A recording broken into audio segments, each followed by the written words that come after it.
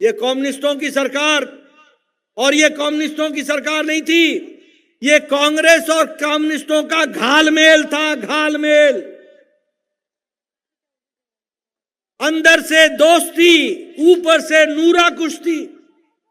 और इस बार तो आपने देख लिया, चुनाव में दोनों एक साथ चुनाव पे आ गए, लड़ने आ गए, इनके पत्ते खुल गए।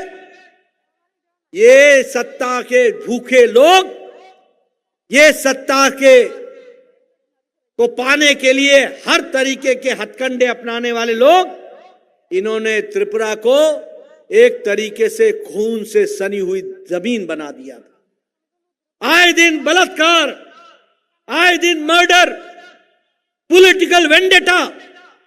मुझे याद है, मैं 2014 से पहले आया था, मेरा एक ऑटो रिक्शा ड्राइवर जो बीजेपी का कार्यकर्ता था, उसको घर में घुस करके ये सीपीएम के लोगों ने और कांग्रेस के आशीर्वाद से उसकी जान ले ली थी, और कोई पुलिस वाला केस रजिस्टर करने नहीं आया था। यह भी मैंने त्रिपुरा की धरती पर देखा।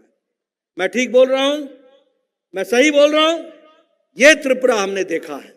और आज त्रिपुरा में हमारी बहनें इज्जत के साथ रात को 9 बजे 10 बजे कहीं से भी कहीं जा सकती हैं, कोई उनका बाल बांका नहीं कर सकता। ये त्रिपुरा की सरकार है, ये लॉ एंड ऑर्डर की सिचुएशन।